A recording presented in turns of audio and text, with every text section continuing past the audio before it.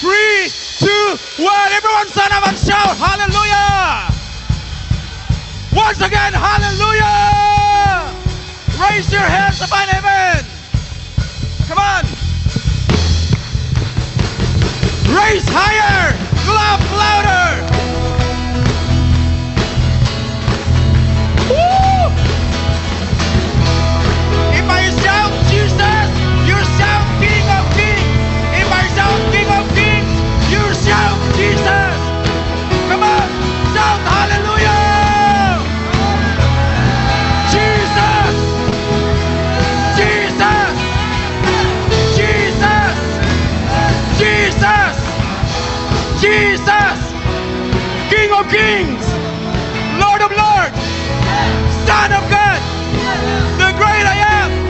Alpha and Omega. Jesus. Jesus. Everybody shout hallelujah. Woo! Lord, thank you, Father. Jesus. Jesus. Jesus. Jesus. Jesus. Oh, Jesus Christ, thank you so much, oh Father. We welcome the Lord of glory, the King of glory. In Psalm 16:11, the Lord says, thank you, there is fullness of joy in the presence of God. And in the right hand of the Lord, there is forevermore. Everybody shout hallelujah once again. Thank you, Father. Maraming salamat, O Lord, for this very wonderful morning. Once again, O God, let your presence, O Lord, surround this place.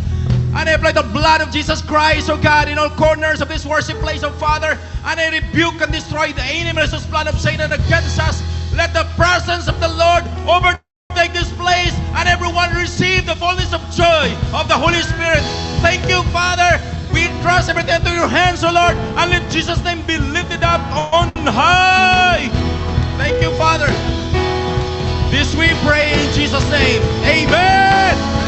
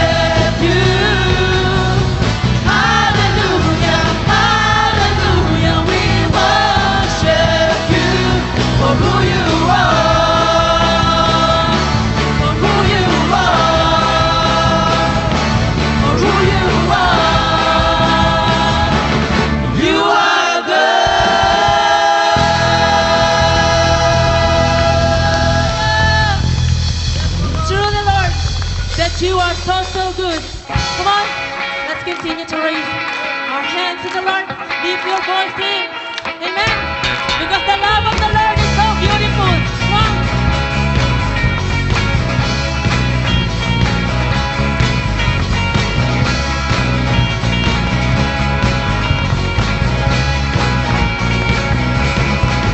You surrounded me with the songs of praise. You have brought me to this place where your love and grace move within my life. Now your message is my life. Your love is beautiful. Your love is beautiful. Your love is beautiful.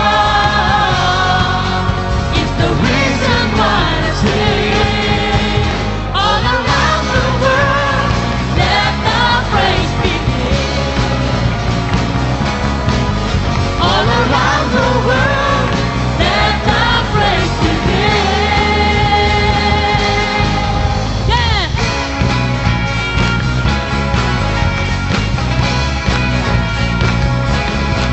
I am planted here by the water's edge. I am living for the King. I have found my place in the house of God. It is where I'm meant to be. Say it. Your love is beautiful. Your love is beautiful. It's the reason why I sing all around the world. Let the praise begin. All around the world, let the praise begin. All around the world, let the praise begin. Oh, praise Him. All around the world, let the praise begin. Yes, Lord. We continue to praise the Lord through our instruments. Hey!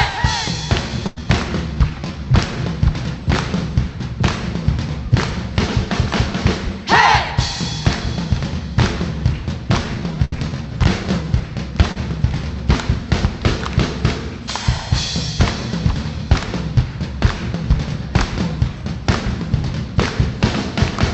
Hey!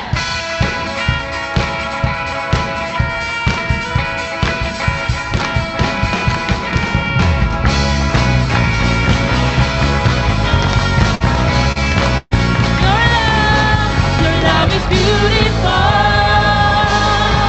Your love is beautiful. It's the reason why I sing all around the world. Let the praise begin. Praise Him. All around the world, let the praise begin. All around the world, let the praise begin. Praise Him. All around the world, let the praise begin. Come on, let's shout to the Lord. Hey! Hey! Hey! Woo! Give your best love offering for church. Hallelujah, praise the Lord. Let's continue to praise the Lord because He is holy, He is mighty, He is worthy, and He is worthy to be praised. Amen. Hallelujah.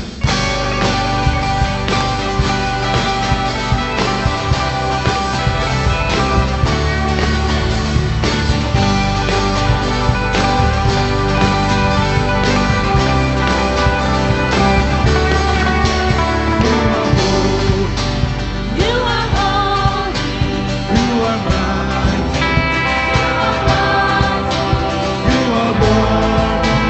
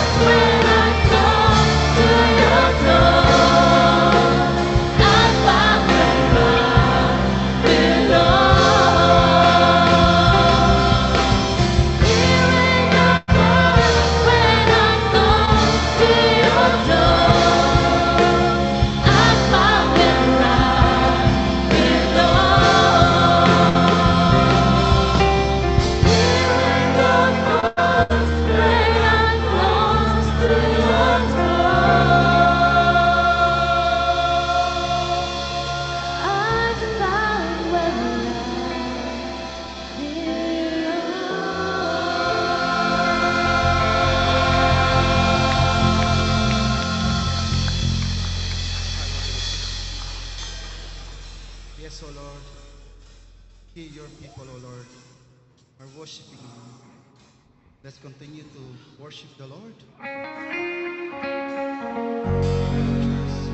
Raise our hands. Lift our worship to the Lord this time. Hallelujah. Jesus. Worship Him. Because He is worthy. He is the Lamb. Hallelujah, Jesus.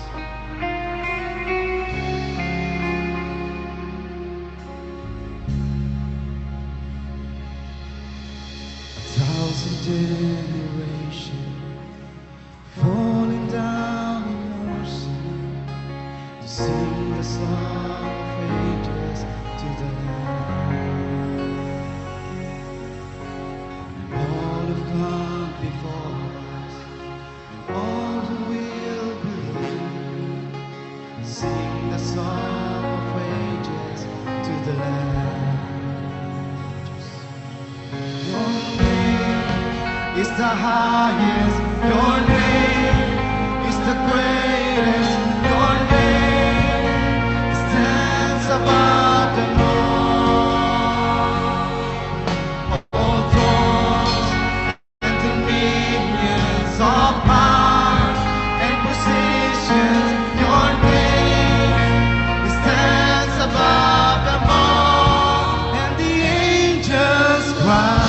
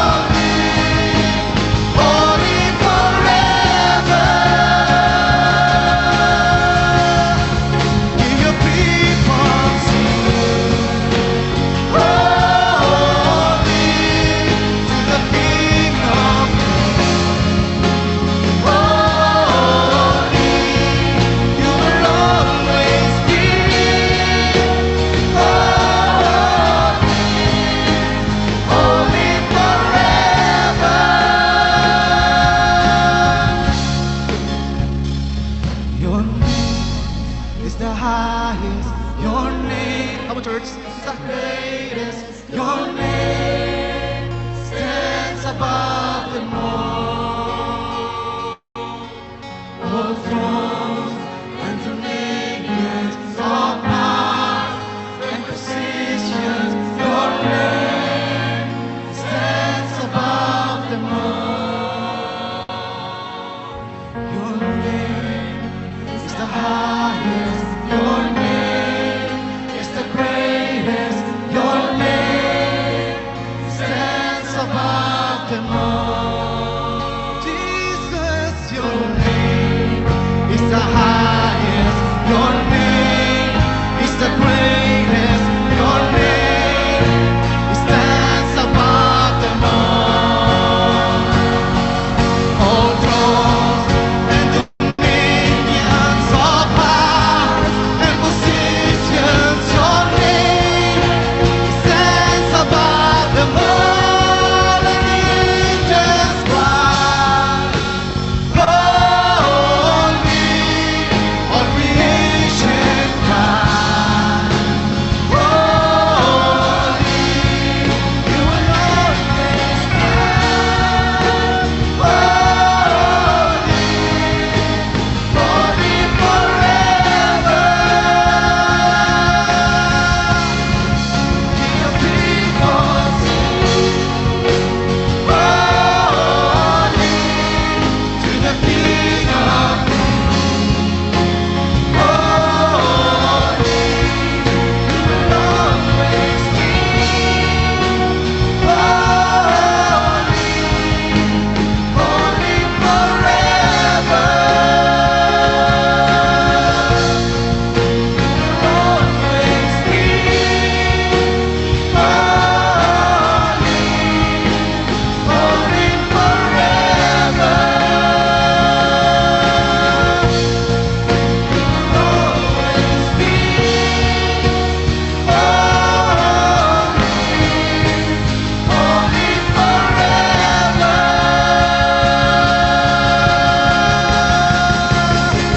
Holy, holy are you, Lord God Almighty. Worthy is the Lamb, worthy is the Lamb, for you are holy. Holy are you, Lord God Almighty. Worthy is the Lamb, worthy is the Lamb, for you are holy. Holy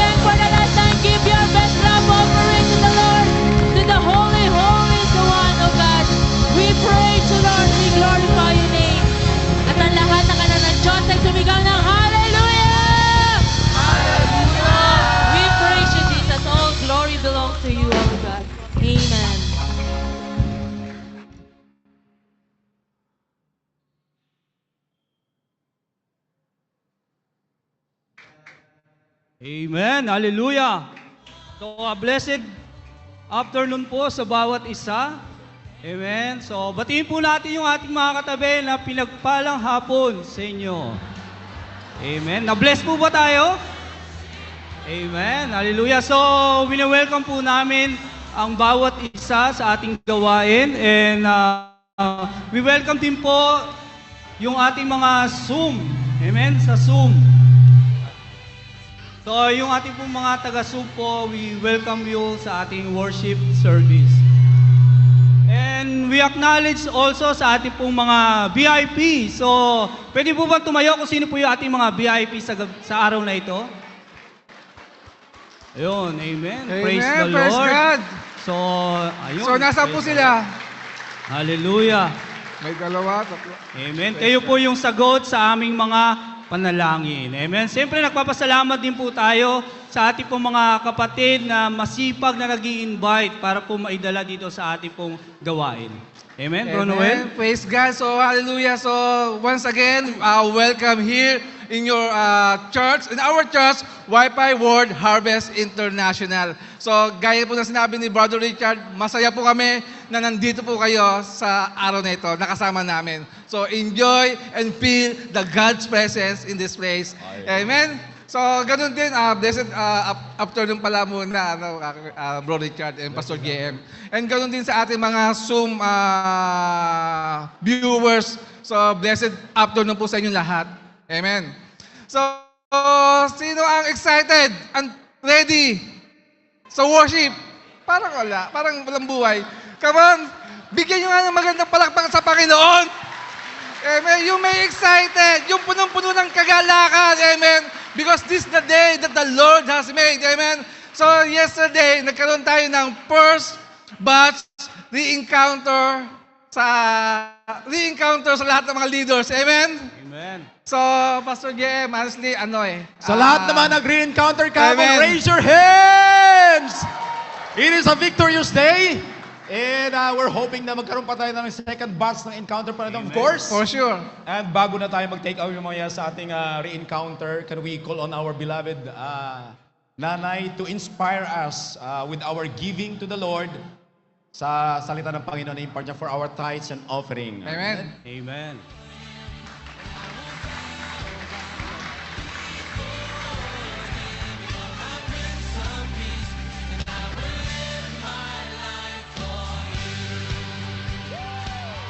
Huwag na muna kayong bababa. So before that, before I will exhort, a very, very short exhortation today. I would like to call on all the pastors here in the stage. All right, palakpakan natin ang Panginoon. Yesterday was really, oh my goodness, I cannot explain what the Lord have done in the encounter. My heart is still, pounding and still processing what the Lord have done. I know we have so much more. Kung nag-2 days lang sana, it's supposed to be 2 days encounter. Dito kayo. 2 days encounter, but ni-stretch namin in a whole day. But the Lord did not fail us. Okay? So, please come in front. Alright, so today, since kasama po for this first batch ang ating mga pastors and mga primaries, let them talk, let them have a conversation and tell you and inspire you what the Lord have done. So after they have done the talking, I'll be back here. Since may dalawang primary na naririto, you can include them. So I'll give it all, I will give my mic to the 5 associate pastors who are here and the 2 primaries who are here. So you are the selected people to testify what the Lord has done in your life. Amen. Praise the Lord. Being leader is not easy. It's not easy. So they're gonna tell you. So I leave it out to you, the stage. I'll be back in a short while. Just call me up again. Thank you so much. Amen. Praise the Lord. Thank you so much, Nay. We were put on the spot. Buti nakahabol ako. Amen. So, sino mauna sa inyo? Pastor James, kano siguro mauna? Sige. Once again, palapakan natin ang Panginoon sa lahat naman ng re-encounter. what I have learned doon, Pastor Lito, sa AGR mayroon tayong 3 F, no? Fire, focus, and ano yung isa? Freedom. Fire, focus. Sa re-encounter, natutunan ko rin, mayroon din tayong 3 F, yung fire, freedom, and fruitfulness. Freedom, fire, focus, and Fruitfulness. 4 Fs na siya. 4 Fs. And isa sa tumatak doon sa akin sa re-encounter na yon ay tungkol doon sa we take God's work or word lightly na lang kasi parang matagal na tayo sa pagsiserve sa kay Lord. Parang yung salita ni Lord, parang hindi na natin binibigyan ng lalim. Hindi na natin sa binibigyan ng diin. Parang madalang na rin tayo magbasa ng salita ni Lord. So doon sa re-encounter, lalo kong ni-reignite yung fire ko, yung focus ko. And eventually, it should be the goal of every Christians. We should be fruitful. So habang tumatagal tayo dapat, lalo na applied sa aking sarili, lalo tayo nagiging fruitful. Matamis yung ating bunga ba habang tayo lumalago sa salita ng Panginoon. And many things I have learned from that one, pero yung tumatak sa akin, yung spirit of Eli talaga, na I learned from that's starting from that night, kailangan magbigay na ako ng malalim na focus sa pag-aaral lalo sa salita ni Lord. Because pagka mga pastors ka na, parang pakiramdam mo, no? Parang pagdating ng salita ni Lord, parang know it all na kaagad. Hindi na natin binibigyan ng lalim na pag-aaral na mayroon pang ibibigay ang Panginoon na panibagong revelation. Because the Word of God is alive and active, kung kaya para siyang kaibigan mong kinakausap. So I learned from that starting tonight, although ganun yung ginagawa ko nung una, first love natin, mga pastors as a primes, kailangan talaga reawaken our love. Because by reawakening our love, everything will be easy by working with the Lord. It's about love, and it's about taking care the word of the Lord with all our heart, soul, and body. Maliit always corresponds with the holiness and righteousness of the Lord. Praise God. Konti lang yung natin. Amen. Praise the Lord. Sa akin naman, Pastor, if I may take the second spot, ako nag-strike sa akin yung leader's questionnaire. Okay, and then isa doon yung spirit of Eli. I must admit, since sa'yo yun pero nag-strike din sa akin pero hindi tayo nagkopyahan ng sin list ba yun?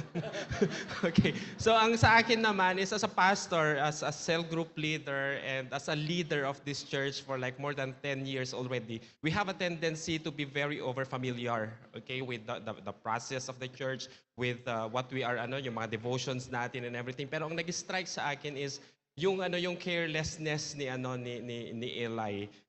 Because I must admit, I was na-infect ako ng spirit of no care attitude.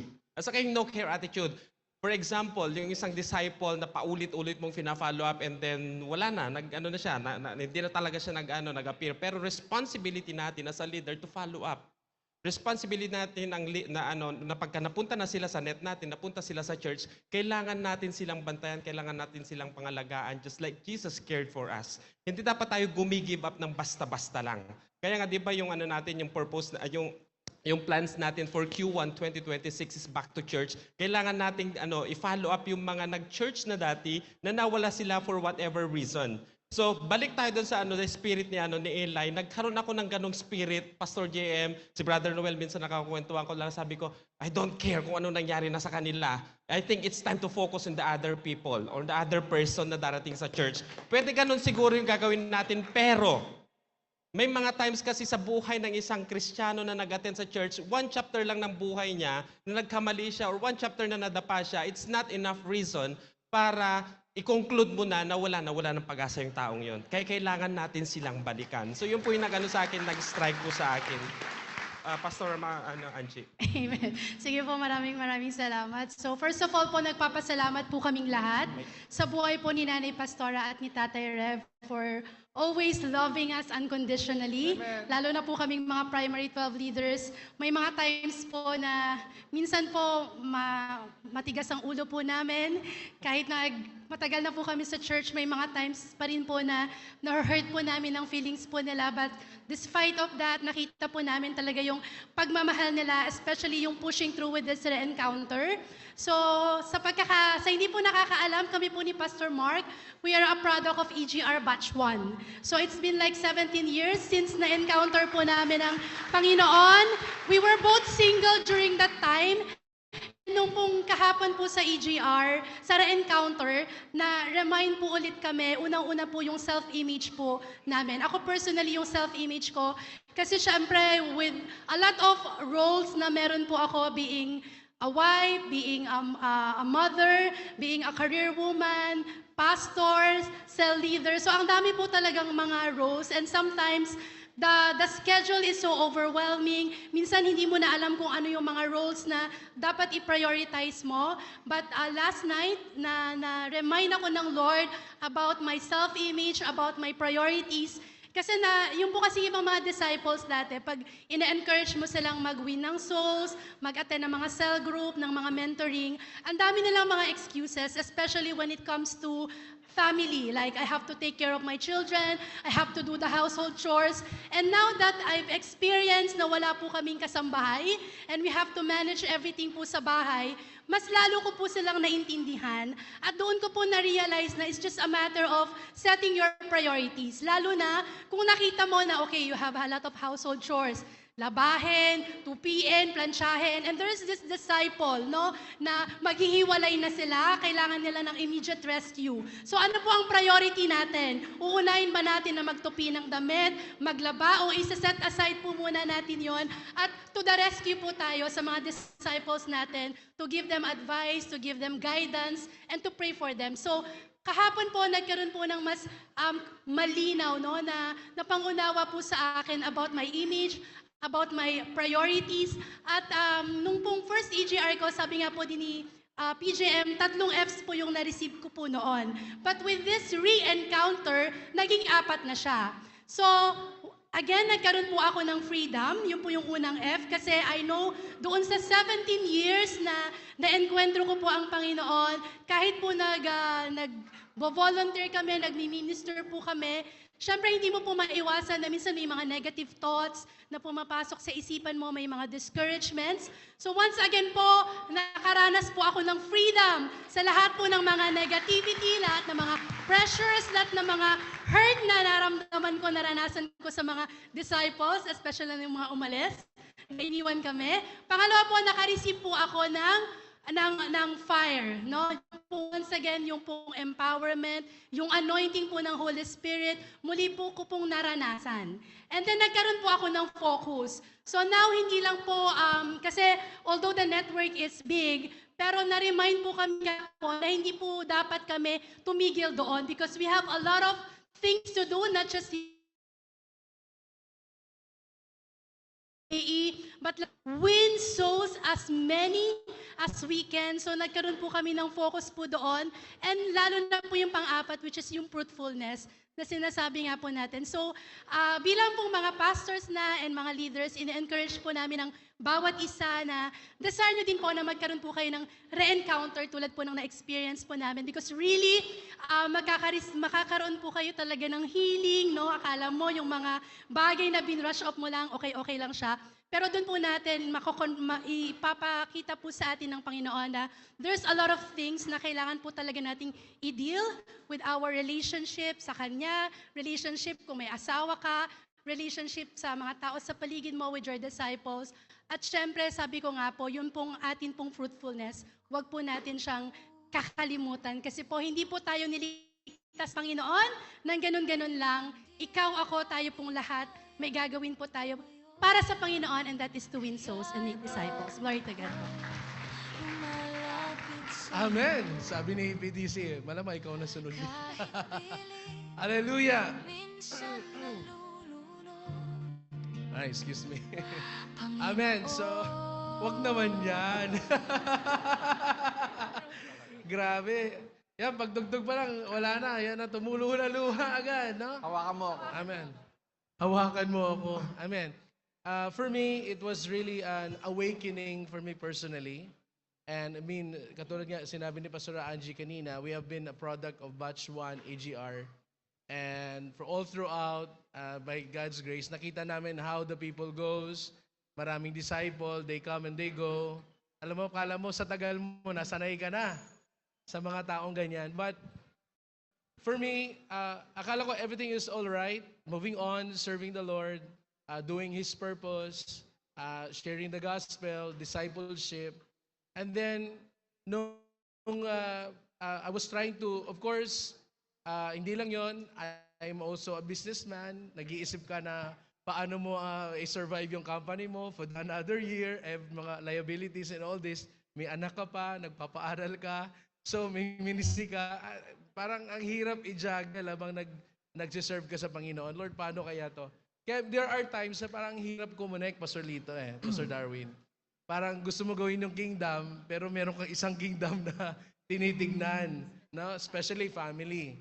Of course, lahat ng mga fathers dito, you know the weight I'm talking about. Tama po ba? Lalo na when it comes sometimes na hindi mo kaya i-provide yung mga dapat mo i-provide sa pamilya mo. Well, for me, I really thank the Lord for that wonderful opportunity kasi nung nag-usap na si nanay, nung tinuro na ni nanay yung diagnostics, talaga naman sabi ko, akala ko okay na lahat. Nung kada pinpoint niya na isa-isa, sabi ko, ouch. And then, during that time, nagmuni-muni ako, na-realize ko, akala ko yung mga bagay na binabrush off ko lang, akala ko okay na yun eh. You know, we have to understand that we also leaders, nakakaramdam din tayo ng pain. Tama ba, Pastor Darwin? Pastor Lito? Pastor JM? Okay. Lahat tayo, we can feel pain. So ako naman, sabi ko, meron kasi akong rule hanggang dyan ka lang, I don't allow you to hurt my feelings anymore. So ang sabi ko, hanggang dyan ka lang, hanggang dumami na pala sila dyan. Tapos, I thought it's okay. But during the course of ng ating re-encounter, doon ko na-realize, nandun pa pala sila. Sabi ko, mabihira. Nakatago pala ang mga to. Dumatago pala sila. Akala ko tapos na. And then I started to release them to the Lord. Sabi ko, Lord, ito pala yung dahilan kung bakit hindi ako makamove forward. Alam mo, minsan gusto mo mag-challenge pa mga disciple, mag-win pa. Minsan nawawala ka na gana kasi pag nakita mo, iiwanan na naman ako nito. No, after all you have binigay mo lahat mo, yung buhay mo, panahon mo, and then at the end of the day, iiwanan ka lang ng ganun-ganun na lang. No, walang malang nagpaalam sa'yo by text lang. For ilang decades, iba walang paalam. But I'm just saying this kasi this is what I have experienced. And during the course of that re-encounter, talagang the Lord really touched my heart. And I don't know, tapos I started crying, lalo na yung kanta kanina na yun. Simula pa lang, tumulo na agad ang luha ko. You know, your pastor sometimes, we also are crying before the Lord eh. Kung maingay kayo, edi maingay din kami, hindi tayo magkakaintindihan. Luluha na ako, bumalik na eh. Okay? So, sa bawat isa sa amin, we also feel the pain. Kaya nung AGR na to, it's ginamit talaga ng Panginoon para ma-realign kami. Na-realign ako, sabi ko, Lord, tama, people come and they go. But you will never let me go. Amen. So, nung hinawakan ko yon, I pour out my heart to the Lord. Doon pa lang pala ako nag-release ng forgiveness. Grabe, sabi ko, Lord, sa dami ko ng EGR, di pala wala yung forgiveness na release kasi brinash off ko lang. Kaya sabi ko, nung last part, willing to love people again. Kaya doon ako umiyak, sabi ko, Lord, teach me to love the soul again. Kasi yung pain ba? Sabi ko sa'yo, huwag mapadugtugin yan. Anyway, as you juggle between work, business, and family, medyo ang hirap. And then sabi ko, Lord, I'm on a survival mode. During that time, sabi ko, Lord, survival mode ako. Paano ko itatawid lahat ng ito? And then at the last part, Tatay Rodriguez said, sabi niya, let us populate heaven. Yun ang purpose natin eh. Doon ako na parang nawindang ako. Sabi ko, Lord, nawala ako sa purpose ko. I was so busy doing things. Although wala namang masama nun. Pero because of the things, challenges sa life mo, na-debate doon sa pinaka-calling mo. Our calling is to populate heaven. Pag ginawa mo pala yun, si Lord hindi ka naman pababayaan eh. Kaya nung last part, nung pinag-pray ako ni Reb, sabi ni Reb sa akin, sabi niya, don't be in a hurry. Do not hurry. Alam ko na ibig sabihin.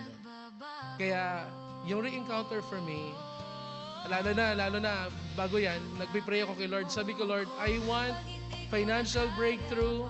I want breakthrough sa health. I want breakthrough sa debts. Lahat, ang dami ko sinabi sa Panginoon, breakthrough. Alam mo sabi ng Lord sa akin, you've been crying for the breakthrough, but you never asked for spiritual breakthrough. That's what you need. Amen. Sabi niya, paano kita i-bless kung wala kang righteousness?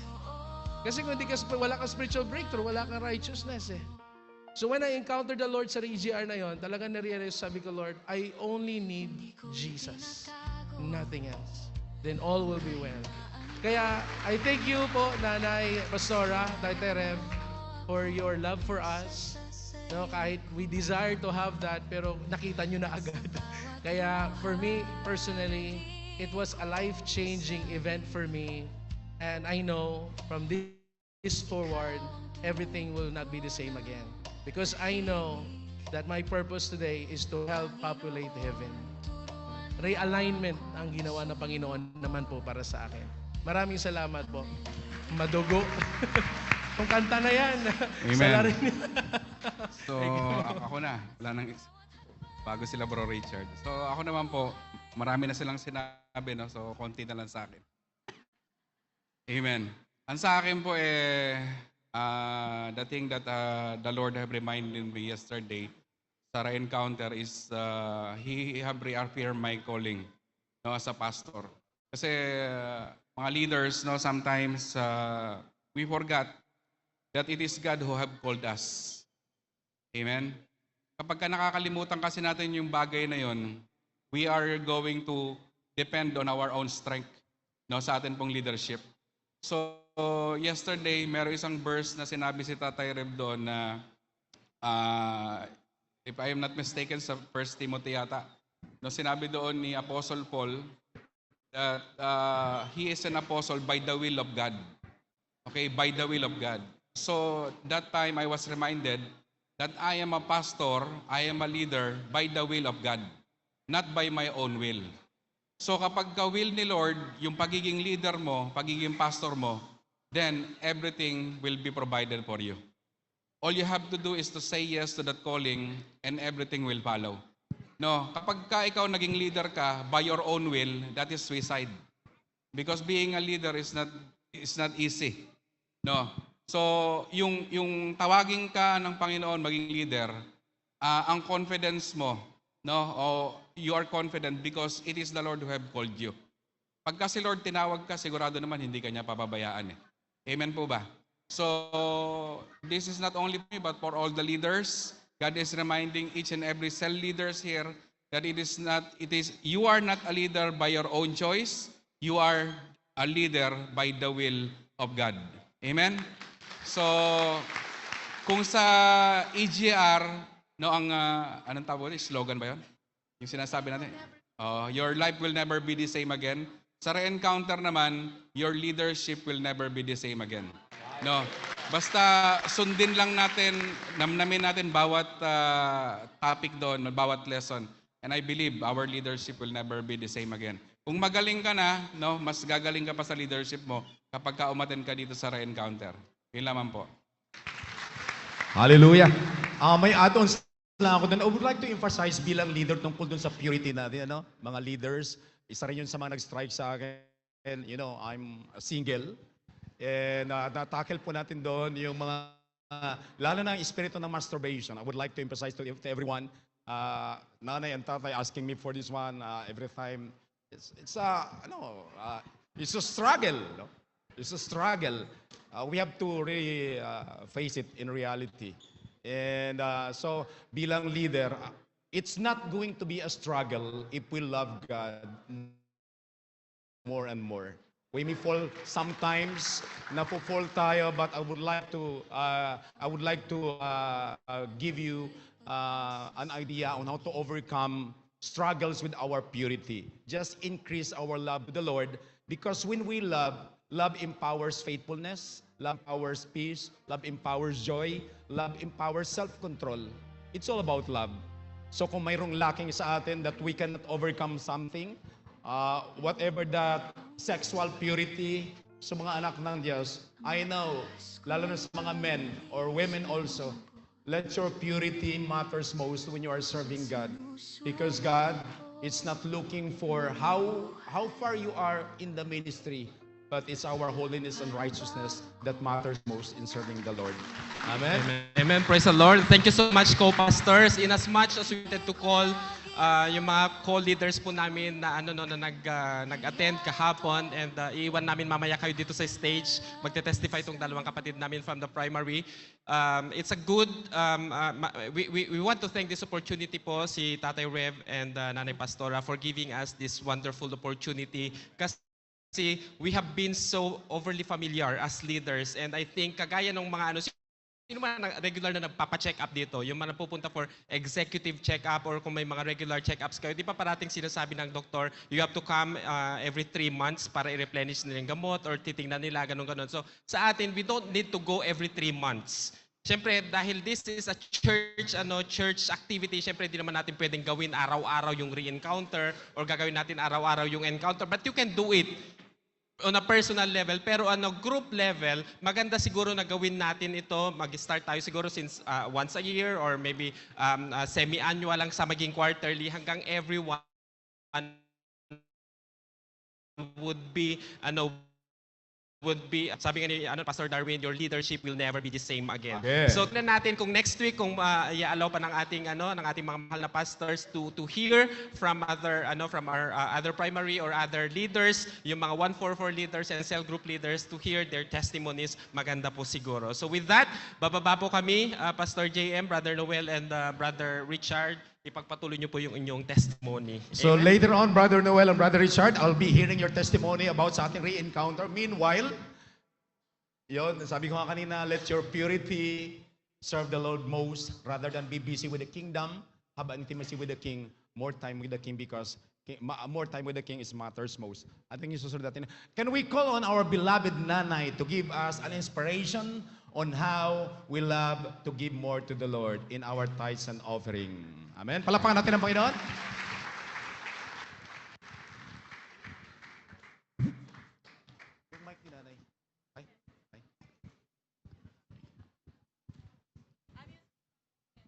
Hallelujah. Oh, Lord Jesus, it's very wonderful, right? I know you got lots of testimonies, lahat po ng mga cell leaders. By the way, first batch, nilagay talaga ni Rev is primaries, pastors, mga SOL2 graduates, at saka yung mga few cell leaders na hindi pa nakaabot ng SOL2. Alam ko maraming gustong humabol, but let us pray. Let us pray na magkaroon ulit. But for me, personally, ako ang unang nakapag-re-encounter. Hanggang 4 o'clock na madaling araw, ginagawa namin yung mga messages, and Rev did not entrust and give the assignment to anyone but to me. Para siguro makasigurado siyang babasahin ko lahat. So he gave it to me in a PDF, so I don't have choice but to convert them into text and do all the PowerPoint na assign sa akin. And he asked me to prepare the songs for each and every topic. Ang trabaho na gagawin ng 3 months, pinatrabaho niya sa akin ng 3 araw. So sa iyak ko, habang ginagawa ko yung message, sa iyak ko, kasama na dun yung pagod. Glory be to God. Ako pa yung unang nirealign ng Panginoon. Hallelujah. Palakpakan natin ang Lord. As I do the diagnostic check, those questions are for me. I saw myself that I fell on all those category, and then the Lord added up for the people. Sabi ko nga kay Reb, you know why it became more alive and effective and really heartfelt re-encounter because tumalab muna sa ating parehas.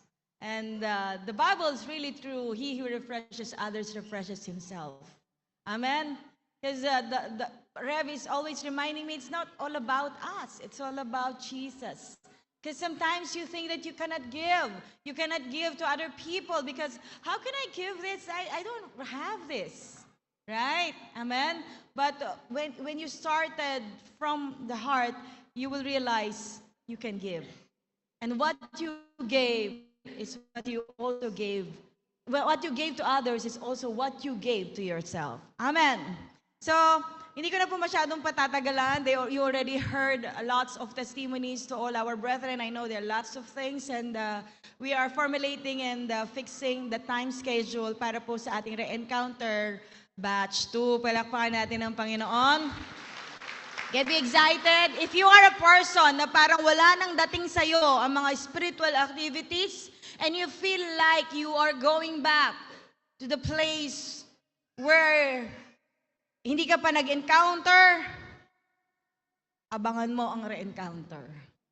Okay? Abangan mo ang re-encounter. The lessons there are on a higher level and it is really amazing. Amen. So just gonna give a little short story. Have you heard the story in 2 Kings? Magmula sa chapter 4 up to chapter 8, there's this story of the Shunammite woman. Have you heard the Shunammite woman? The Shunammite woman, they are well-to-do, but they have everything except for a child. Wala silang anak, and then a man of God, always passing by, binigyan siya ng opportunity ng Lord to receive the blessing. You know what she has done? She asked her husband, I know that this is a man of God, he's a prophet, let us make room for him.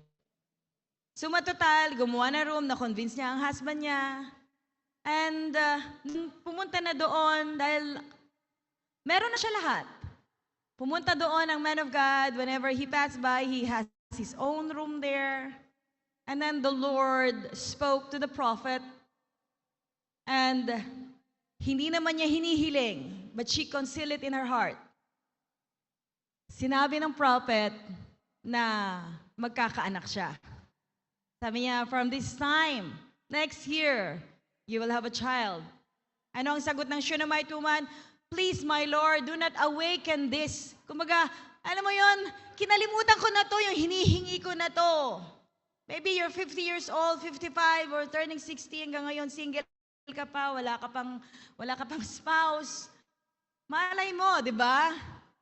I know a pastor, he's a widowed with the children, grown up na, and then a pastora, grown up na rin ang anak niya, but they need someone to take care of them. Nagkatagpo sila at the age, I think, 55 years old, and they got married. Both of them are widowed. See? It's never too late. Amen? So, it's never too late. Naku, si nanay dalaga. It's never too late.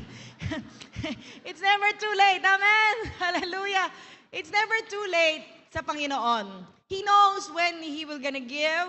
He knows what we need. He's just preparing our heart.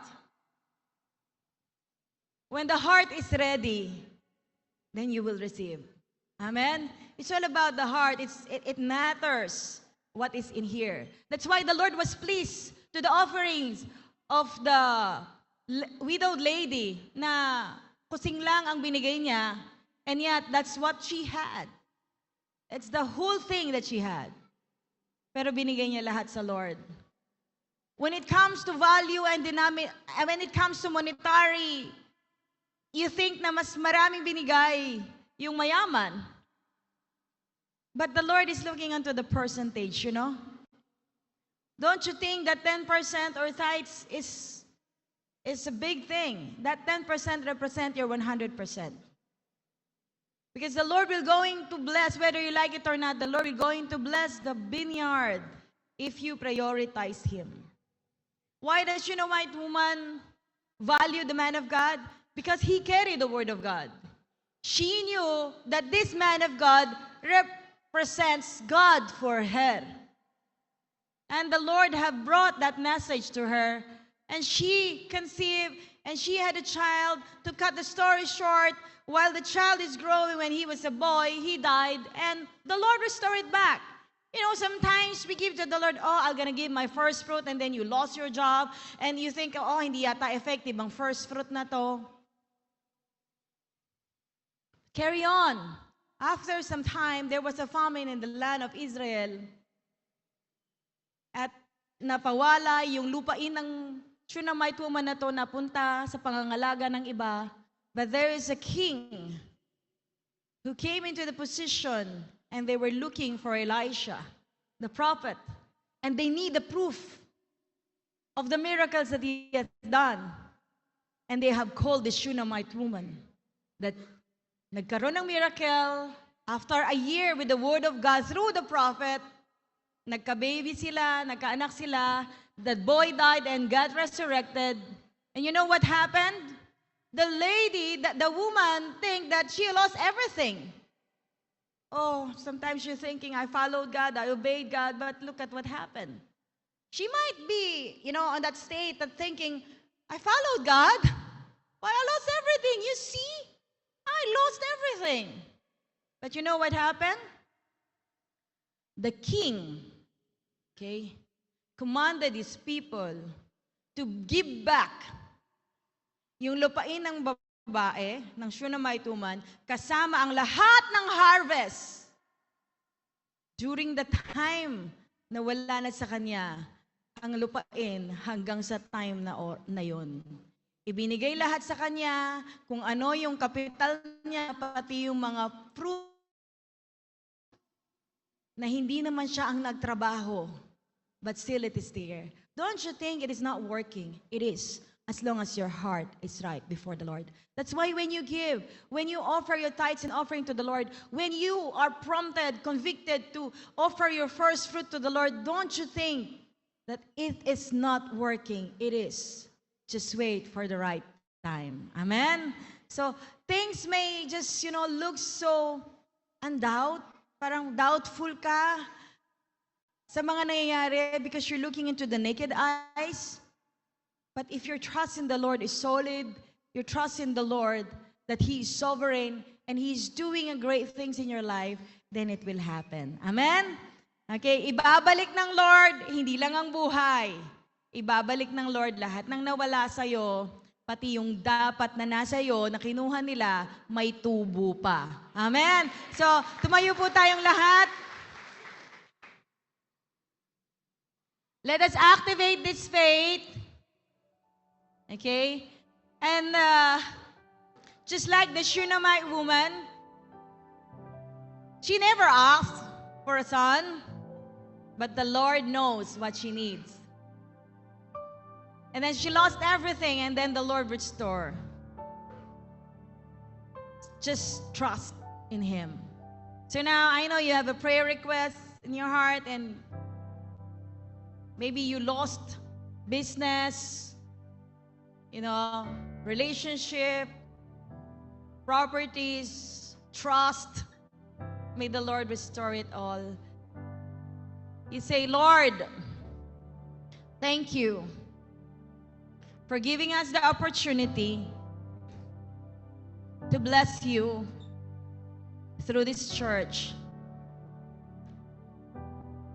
I may not know what I need, but you know it. You know them all. Prepare my heart to receive these blessings. And for all the things that I lost, that are supposed to be mine, in the name of Jesus, I command the angels of the Lord to bring it back to me 1,000,000 folds. In Jesus' name, amen. The Lord bless your tithes and offering. Come on, let's give our tithes and offering. When you are declaring, don't declare it in your mouth, in mind. You have to declare it with your mouth, because there is a power in declaration. Thank you so much sa mga bata na aakyat dito nang magbibihip at hindi magkukwentuhan.